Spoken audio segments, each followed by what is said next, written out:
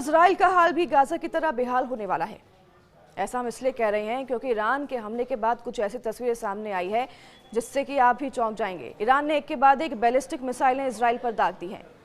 Israel की रिहायशी इलाकों पर बैलिस्टिक मिसाइलें दागी गई हैं। तो वहीं आपको बता दें कि इस बीच बेंयामिन नेतन्याहू अमेरिका पहुंचे हैं और ट्रंप से उन्होंने मुलाकात की है।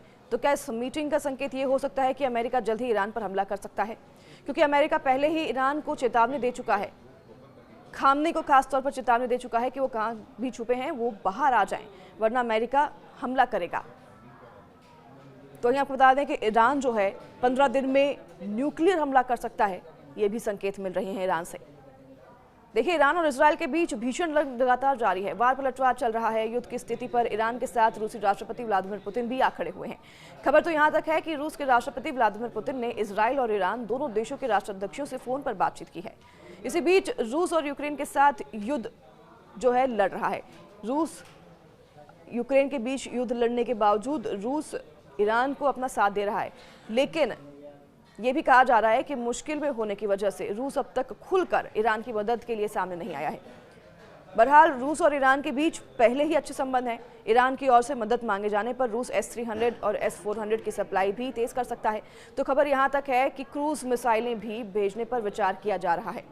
रूस और ईरान दोनों एक दूसरे को खुफिया जानकारियां भी साझा कर सकते हैं। इसके लिए सैटेलाइट इंटेलिजेंस की शेयरिंग पर भी जोर दिया जाएगा। तो माना जा रहा है कि ड्रोन मिसाइल टेक्नोलॉजी ट्रांसफर की भी रूस ईरान को मदद कर सकता है।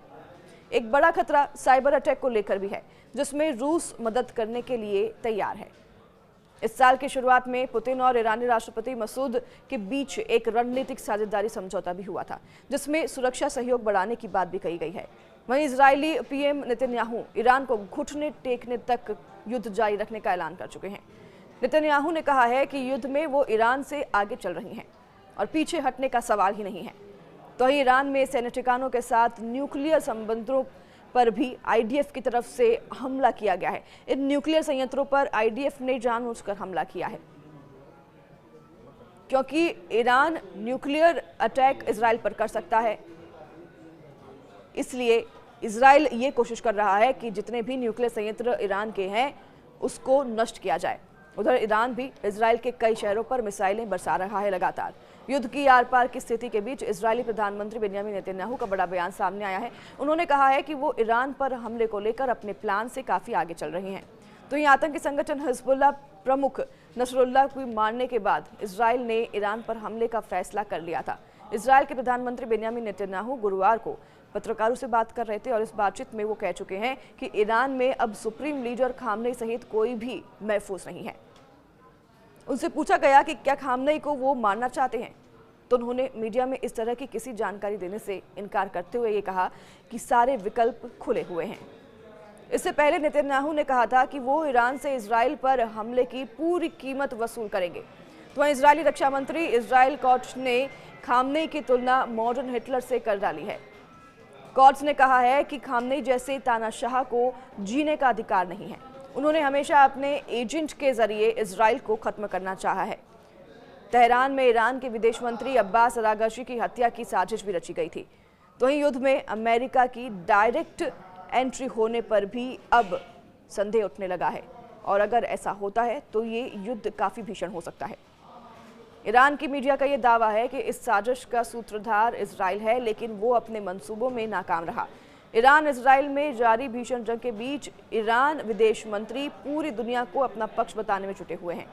युद्ध में अमेरिका की डायरेक्ट एंट्री ना हो, इसकी कवायद में जुटे हुए हैं। इसी बीच उन्हें रास्ते से हटाने की साजिश की गई है। ईरानी मीडिया की रिपोर्ट है कि जंग के दौरान तेहरान में उनके विदेश मंत्री अरागाची की हत्या की कोशिश की गई, मगर ईरान की खुफिया एजेंसी ने इन साजिश को नाकाम कर दिया। ईरान के मीडिया में जो है ये भी कहा गया है उनके मुताबिक कि मंत्री के सलाहकार मोहम्मद हुसैन रमजबरान ने इस साजिश को इजराइल की एक बड़ी साजिश करार दिया है। आरोप तो यहाँ तक लगे हैं कि इजराइल जंग को भड़काना चाहता है। खबर है कि जिनेवा में जर्मनी, फ्रांस और ब्रिटेन के विदेश मंत्री से मुलाकात होने से पहले अरागची और अमेरिकी विशेष दूत स्टीव विटकॉफ के बीच कई बार फोन पर बातचीत हुई है। अरागची ने उन्हें स्पष्ट कहा है कि इजराइल जब तक सैन्य ठिकानों पर हमले बंद नहीं करता, ईरान से किसी तरह के समझौते की उम्मीद ना रहे। ईरान की ओर से ये संदेश तब सामने आया है जब तेहरान में विदेश मंत्री पर हमले की साजिश हुई। दूसरी ओर अमेरिका ने बिना शर्त समझौते पर लौटने की खुली धमकी दे दी है। तो यानी कि अब ये कयास लगाए जा रहे हैं कि अमेरिका किसी भी वक्त हमला कर सकता है। और आज जब बेंजामिन नेतन्याहू ट्रंप से मुलाकात कर रही हैं और जब ये मीटिंग हुई है तो इससे कई बड़े संकेत मिल रहे हैं। क्या अमेरिका जल्द ही ईरान पर हमला करेगा? अगर ऐसा होता है तो ये युद्ध भीषण युद्ध में तब्दील हो जाएगा। हर एक अपडेट के लिए आप जुड़े रहिए न्यूज़ 18 के साथ। नमस्कार।